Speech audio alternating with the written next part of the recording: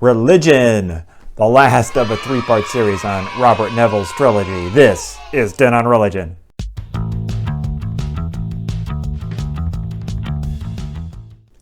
Hey peeps, it's Dr. B with TenOnReligion. This video is closed captioned here on YouTube, and the transcript is available at TenOnReligion.com. Beth Neville published a 3-volume series on philosophical theology, which isn't really as much about theology as it is about explaining religion. You really have to be interested in analyzing religion at a very high level. I mean, a big picture view. It's very complicated stuff for most regular folks. I'm talking, again, shoulder deep in the weeds. But like the first 2 episodes, we're going to try and hit some highlights here. There's a lot of stuff, though. The first volume is titled Ultimates, and the second volume is titled Existence. This third and last volume is titled Religion. As I mentioned in the previous episodes, all 3 books in Neville's series have the exact same structure. Following an introduction to the book, they all have 4 parts, and each part has 4 chapters. So each book has exactly 16 chapters. The 4 parts of religion are Understanding Religion, Historical Religions, Normative Religion, and Religionless Religion. In this last volume, Neville really gets into applying the concepts he expressed in the first 2 books. A big part of the backbone of this entire series comes from Paul Ricoeur's description of the first naivete and the second naivete, as well as C.S. Peirce's understanding of symbols as either iconic or indexical. An iconic reference of a symbol is one in which a likeness exists between a sign and its object. An indexical reference is one in which a causal relationship is established between a sign and its object, such that the interpreter, seeing the sign, picks up on something important in the object. The first naivete is people taking iconically false references, which are only indexically true, as iconically true. The second naivete is people recognizing references as iconically false, but believing them as indexically true.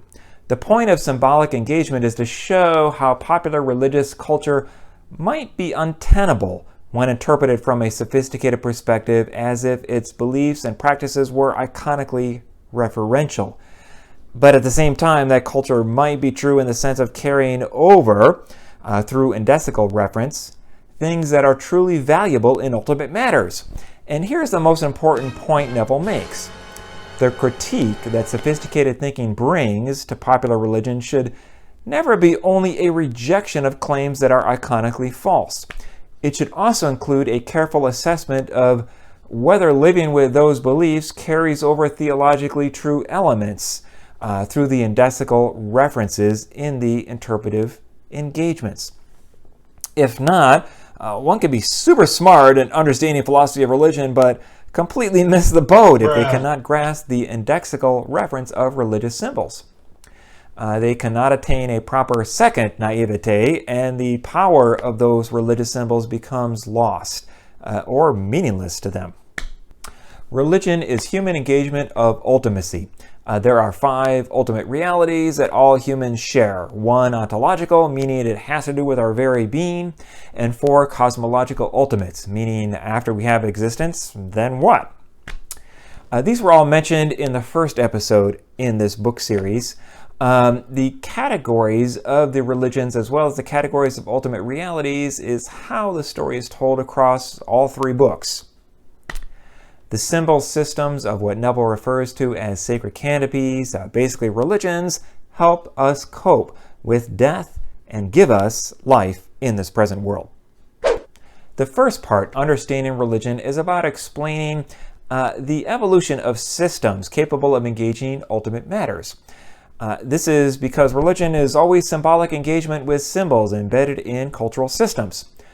The 4 sections in this part are a move from science and culture through axial age religions, theology, and the religious situation, and finally a viable sacred canopy. He addresses science and religion by noting that the cognitive science approach is limited because it has an exclusive sense of explaining religion, which doesn't include symbolic tools for engaging boundary conditions and ultimacy. In the next section, Neville's usage of pre-axial and axial age religions comes from Karl Jaspers. Pre-axial age religions were essentially competing tribes in local geographical locations. Axial age religions expanded this to the kingdom and empire levels.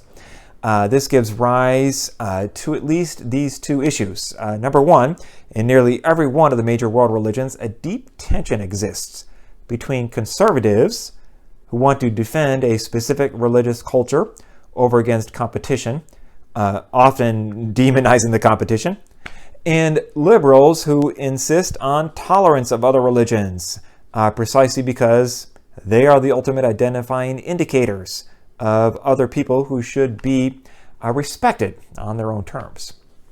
Number two, sometimes people find that their inherited axial age religious traditions simply do not provide a sacred worldview that they can embrace so as to deal effectively with the ultimate predicaments of life. The transcendent symbols are not transcendent enough. The intimate symbols are too particular, no longer address the important issues of life, and cannot be connected with the transcendent symbols so as to have their own indexical truth. Local religious communities are not attuned to these difficulties, it often seems, and are often too corrupt.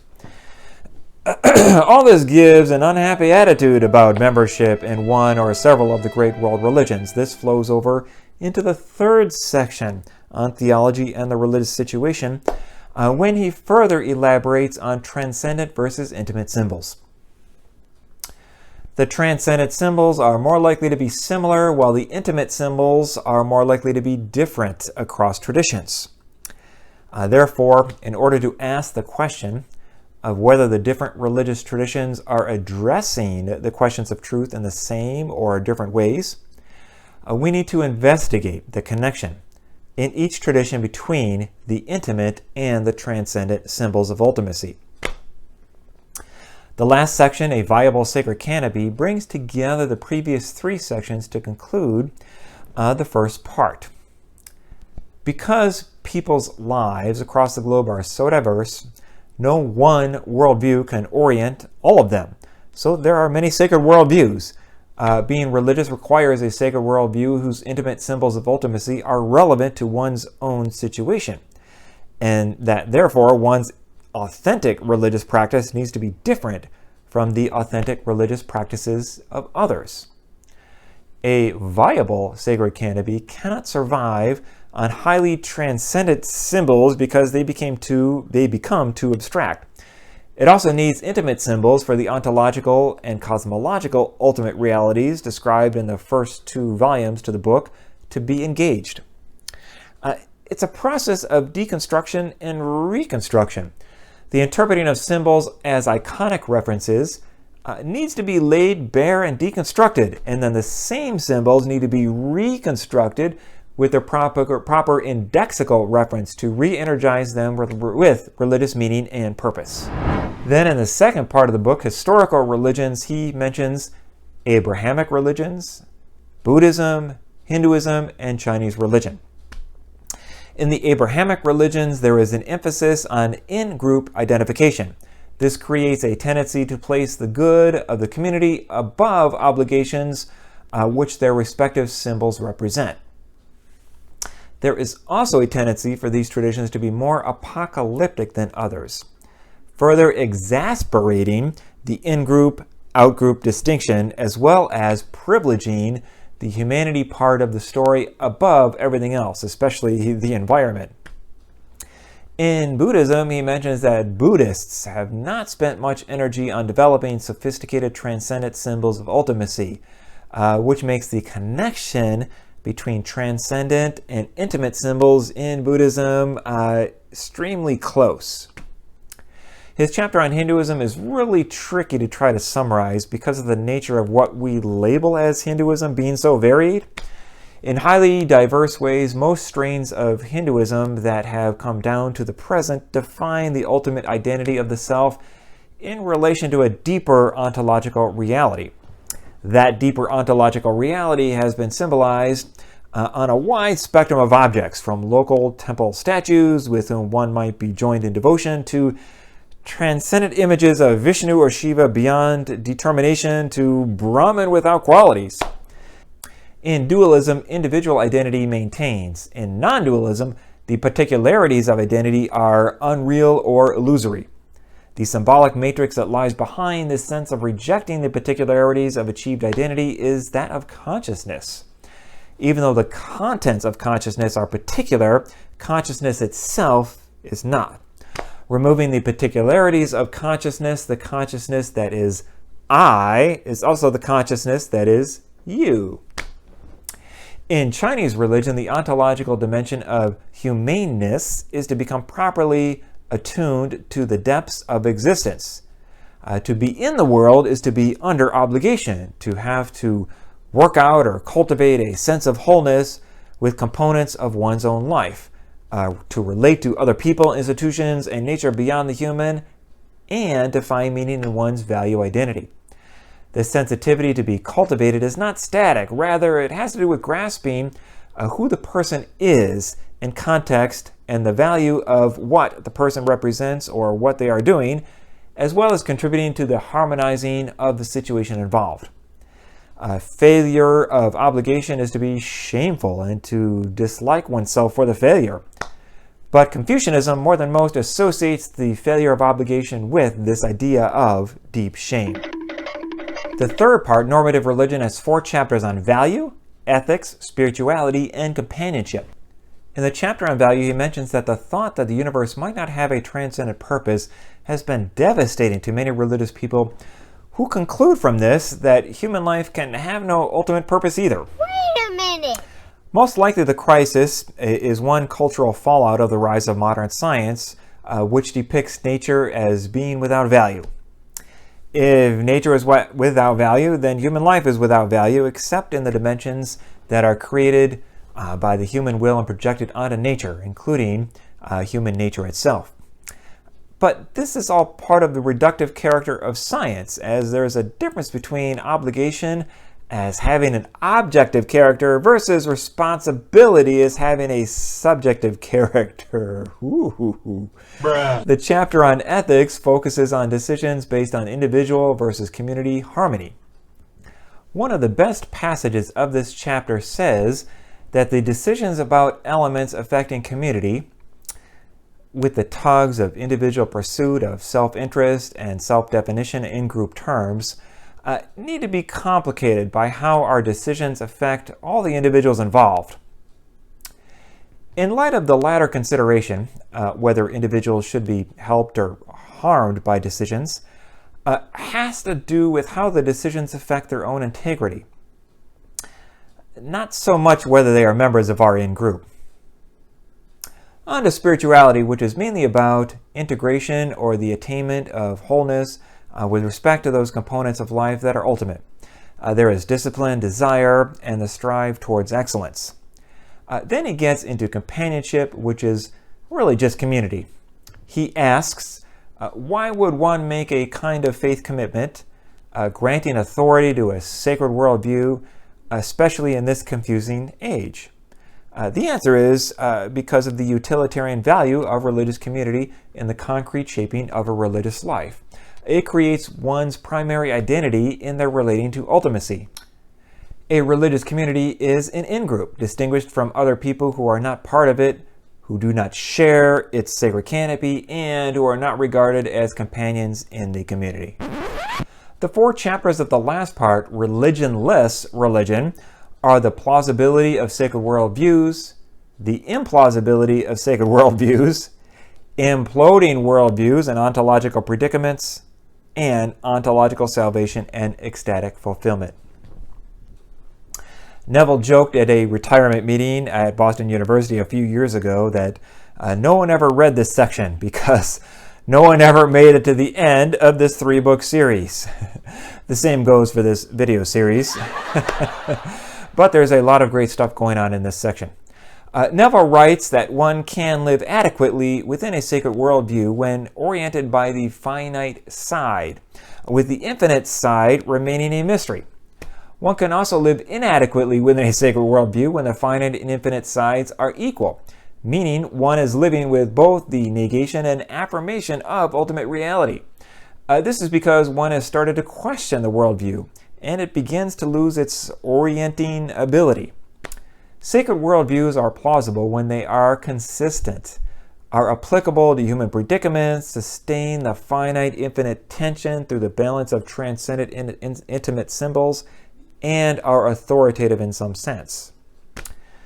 The consistency issue can be past to present, whereby ancient symbols must continuously be reinterpreted with contemporary cultural meanings. Or the consistency issue can be present to present, in that competing domains might become radically inconsistent, such as science and religion, and must therefore be segregated or remain dysfunctional. This is why Neville says in the next chapter on the implausibility of sacred worldviews that the conception of God as the otherwise indeterminate ontological act of creation is completely consistent with science, as opposed to seeing science as some sort of neutral, overarching perspective, which Neville brands as false because it is based solely on a finite perspective. I am so confused. In the next chapter of Imploding Worldviews and Ontological Predicaments, Neville lists some responses when sacred worldviews implode. One is no response and live with little or no ultimate concern. Second is to reinvest in a past version, which often results in some form of fundamentalism. Third is to simply embrace the despair and accept a deep skepticism. Fourth and last is to recognize the worldview as simply a hypothesis and now launch into finding a better one. In the last chapter of not only the last section, but also the last chapter of the book and the entire 3-book series, Neville writes about ontological salvation and ecstatic fulfillment. In a lifetime, one can only accomplish fragments of what one wants to, and one must learn to live with those fragments. It takes courage to accept the many aspects of our contingency. With one's own death, existence goes out for one's consciousness, but existence remains for the perspectives that follow. Such ontological faith as expressed in religion is a struggle to engage ultimate reality in its many dimensions and to find the symbols for doing so. Neville's book series is quite dense, so you have to go slow when reading it, but it is rather logically organized. The more one has read and studied philosophy, the more one will understand all of the philosophical allusions in the books. But even without a philosophical background, one can still gain a lot from reading through the series. I really enjoyed reading them and learned a lot in the process. Hats off to Professor Neville. I hope this vlog has helped you better understand this topic. Until next time, stay curious. If you enjoyed this, please like this video and subscribe to the channel. This is TenOnReligion.